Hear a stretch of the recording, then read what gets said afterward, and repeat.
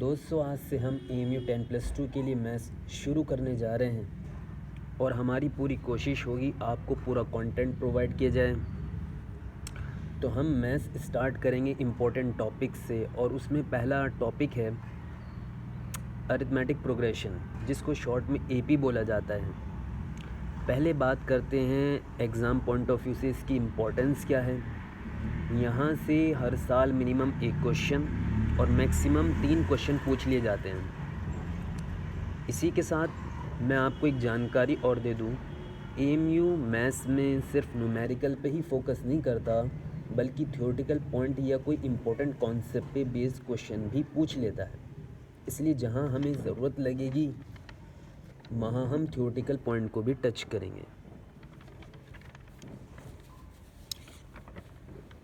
अब हम टॉपिक में एंटर करते हैं। आपने 2 वर्ड सुने होंगे, मेल और फीमेल।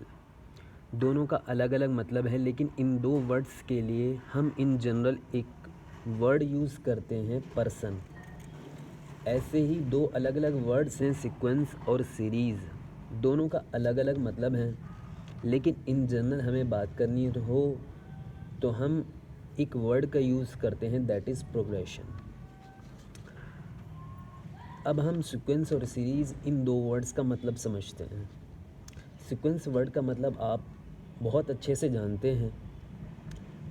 अपनी टॉक में जब हम सीक्वेंस वर्ड का यूज़ करते हैं तो किसी स्पेसिफिक पैटर्न या ऑर्डर के लिए करते हैं, किसी भी चीज़ के अंदर। ऐसे ही मैथ्स में हम इस वर्ड को जब यूज़ करते हैं तो हम नंबर के कॉन्टेक्स्ट में इस वर्ड को यूज़ करते हैं।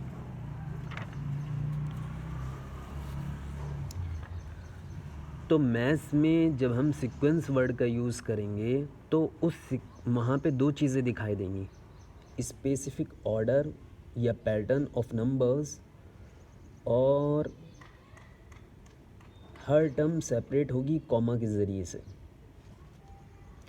आपको पहला एक सीक्वेंस दिखाई दे रहा होगा, ये एक सीक्वेंस है।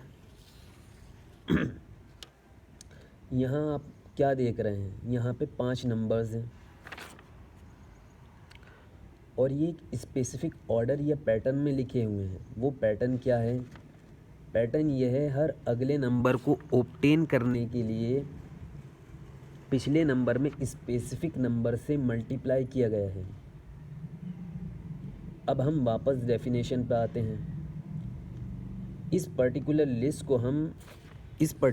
को हम सीक्वेंस कह रहे हैं। जैसे फैमिली के इंडिविजुअल मेंबर को जैसे फैमिली के इंडिविजुअल पर्सन को मेंबर कहा जाता है, ऐसे ही सीक्वेंस में मौजूद इंडिविजुअल नंबर्स को टर्म्स कहा जाता है।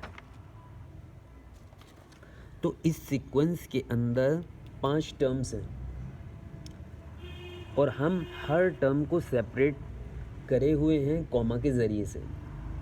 तो सीक्वेंस के अंदर आपको 2 चीज़ें दिखाई देंगी, specific order of terms and each term is separated bye comma. Example 2 की बात करते हैं।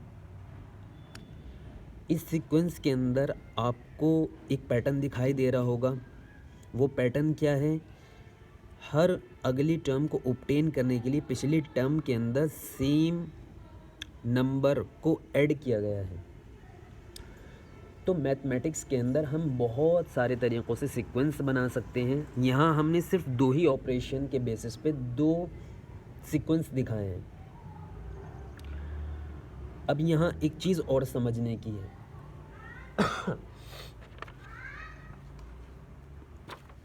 इस सीक्वेंस की बात करें तो इस सीक्वेंस के अंदर 5 टर्म्स हैं। यानी काउंटेबल नंबर ऑफ टर्म्स हैं।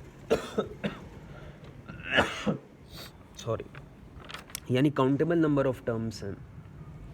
तो जब किसी सीक्वेंस के अंदर काउंटेबल नंबर ऑफ टर्म्स हो तो उसको फाइनाइट सीक्वेंस कहा जाता है। लेकिन अगर किसी सीक्वेंस के अंदर इनफाइनाइट नंबर ऑफ टर्म्स हो, लेकिन यहाँ सवाल ये आता है कि इनफाइनाइट टर्म्स को लिखा नहीं जा सकता। ये हमने सेम ही सीक्वेंस को पकड़ा है, लेकिन इसमें इनफाइनाइट नंबर ऑफ टर्म्स हैं।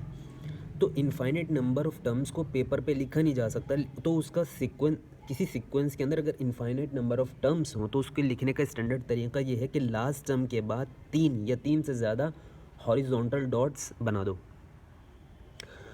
तीन हॉरिजॉन्टल बनाना स्टैंडर्ड तरीका है, 3 से ज़्यादा भी बना सकते हैं।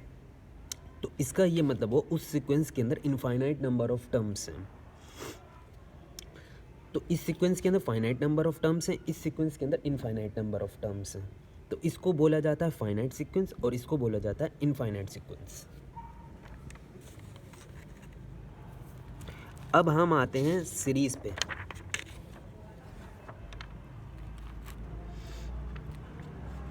सीरीज के अंदर भी दो बातें हैं, specific order of terms and each term is separated by positive sign.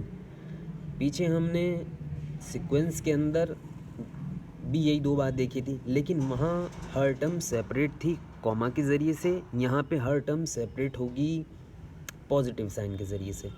वहाँ पे फाइनाइट नंबर ऑफ टर्म्स थी तो उसको फाइनाइट सीक्वेंस कहा, और यहाँ पे फाइनाइट नंबर ऑफ टर्म्स होंगी तो इसको फाइनाइट सीरीज़ कहा जाएगा। वहाँ पे इनफाइनाइट नंबर ऑफ टर्म्स थी तो उसको इनफाइनाइट सीक्वेंस बोला था, और यहाँ पे अगर इनफाइनाइट नंबर ऑफ टर्म्स होंगी तो इसको इनफाइनाइट सीरीज़ कहा जाएगा। अब बात करते हैं हम एपी की। एपी क्या चीज़ है, एपी को कैसे आइडेंटिफाई किया जाता है।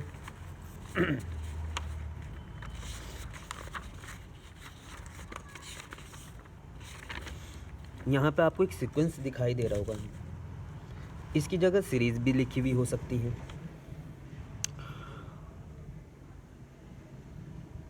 तो कोई सीक्वेंस या सीरीज़ अगर आपको दे दे और पूछे कि ये एपी है या नहीं, तो उसका स्टैंडर्ड तरीका क्या है। उसका स्टैंडर्ड तरीका ये है, किसी भी सीक्वेंस या सीरीज़ को अगर चेक करना हो कि वो एपी है या नहीं, तो उसकी कॉन्जिक्यूटिव टर्म्स के बीच डिफरेंस को देखा जाता है। अगर थ्रू आउट द सीक्वेंस या सीरीज़ डिफरेंस सेम मिलेगा दो कॉन्जिक्यूटिव टर्म्स के बीच, तो हम उसको बोलेंगे एपी। और अगर डिफरेंस सेम नहीं रहेगा तो उसको एपी नहीं बोलेंगे। यहाँ एक बात, 3 पॉइंट समझने के हैं। उसमें एक पॉइंट ये है कि डिफरेंस देखा कैसे जाएगा। डिफरेंस देखा जाता है next term minus previous term. लेकिन दूसरा पॉइंट ये है कि देखना कैसे है, कॉन्जिक्यूटिव टर्म्स के बीच। यहाँ पे एक तीसरा पॉइंट ये है जो बच्चों को डाउट आ सकता है, वो ये है कि हमने ये बोला अभी थ्योरी के अंदर कि एपी हम उसको बोल रहे हैं जिसके अंदर difference through out the sequence या सीरीज़ सेम रहे। तो अगर इनफाइनाइट नंबर ऑफ टर्म्स हैं, अगर सीरीज़ के अंदर इनफाइनाइट नंबर ऑफ टर्म्स हैं या सीक्वेंस के अंदर इनफाइनाइट नंबर ऑफ टर्म्स हैं, तो हम उसमें कैसे पता करेंगे। तो इसका तरीका ये है कि आप शुरू के 3 पेयर में चेक कर लो, अगर डिफरेंस सेम है तो एपी है, अगर डिफरेंस सेम नहीं है तो एपी नहीं है। अब यहाँ एक 4th पॉइंट और समझने का ये है, क्योंकि अगर एपी है तो एपी के सीक्वेंस या सीरीज़ के अंदर आपको डिफरेंस जो है थ्रू आउट द सीक्वेंस या सीरीज़ कॉमन मिलता है, इसलिए उसको कॉमन डिफरेंस बोला जाता है। आपसे एग्ज़ाम में कोई एपी देके ये भी पूछ सकता है कि इसका, या आगे आपको क्वेश्चन में ज़रूरत भी पड़ेगी इसकी, कि कोई एपी है उसका कॉमन डिफरेंस निकालना है। क्योंकि difference through out the sequence या सीरीज़ सेम रहता है, इसलिए उसको बोला जाता है कॉमन डिफरेंस। और उसको निकालने का तरीका ये है, आप कोई 2 कॉन्जिक्यूटिव टर्म पकड़ो और उसके बीच डिफरेंस देख लो। लेकिन डिफरेंस निकालने के लिए आपको next term minus previous term करना है ऑलवेज। अब एग्जाम्पल सेकंड पे आते हैं। ये आपको, ये भी एपी है, लेकिन चेक करने का तरीका क्या है, हमने कोई 2 कॉन्जिक्यूटिव टर्म पकड़ी और उसके बीच डिफरेंस देखा, फिर हमने कोई 2 कॉन्जिक्यूटिव टर्म पकड़ी उसके बीच डिफरेंस देखा, फिर हमने 2 कॉन्जिक्यूटिव टर्म पकड़ी उसके बीच डिफरेंस देखा। अगर ये सेम आ रहा है तो ये एपी है। इसी सीक्वेंस को, ये यहाँ पे टर्म्स जो हैं सारी निगेटिव हैं। अब इसी को मैं सीरीज़ में कन्वर्ट करता हूँ। सीरीज़ में अगर मैं कन्वर्ट करूँगा तो ये इस तरीक़े से लिखा जाएगा। अब यहाँ पे एक डाउट आ सकता है बच्चों को कि सीरीज़ के अंदर एक पॉइंट बताया था कि हर टर्म सेपरेट होती है पॉजिटिव साइन के ज़रिए से, लेकिन यहाँ पे तो सारे नेगेटिव साइन हैं। तो आप ये समझिए, इसको हम इस तरीक़े से भी तो लिख सकते हैं। इसीलिए इन जनरल डेफिनेशन में बात की गई थी कि each term is separated by positive sign. Example 3 पे आते हैं। एग्जाम्पल 3 में क्या है, ये एक सीक्वेंस दिया गया है और पूछा गया है कि ये एपी है या नहीं। तो हमने दो कॉन्जिक्यूटिव टर्म्स का डी चेक किया। डी यानी कॉमन डिफरेंस। अगर ये और तीनों पेयर के अंदर हमें डी मिला सेम, तो ये गिवन सीक्वेंस भी क्या है, एपी है। अब यहाँ से एक पॉइंट कंक्लूड किया हमने। आपने देखा है यहाँ पे हमारा कॉमन डिफरेंस यानी सी डी, यानी जिसको हम डी से रिप्रेजेंट कर रहे हैं, वो आया है पॉजिटिव, और यहाँ पे डी था निगेटिव और यहाँ पे डी था ज़ीरो। तो हमने एक पॉइंट कंक्लूड किया, for an A P common difference में बी पॉजिटिव, निगेटिव और ज़ीरो। यहाँ से एक पॉइंट और समझने का है, वो ये है कि अगर किसी सीक्वेंस या सीरीज़ के अंदर डी आता है पॉजिटिव, तो उस ए पी को बोला जाता है increasing A P. A P तो है वो, लेकिन उसको हम इंक्रीजिंग ए पी बोलते हैं। और डी आया निगेटिव तो उसको बोला जाता है डिक्रीजिंग ए पी, और अगर डी आता है ज़ीरो तो उसको बोला जाता है कांस्टेंट ए पी।